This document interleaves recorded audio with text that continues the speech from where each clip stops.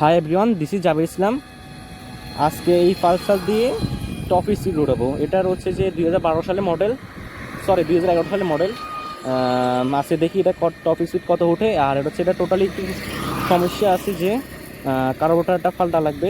তো দেখা যাক এটা টপ স্পিড কত ওঠে। গো।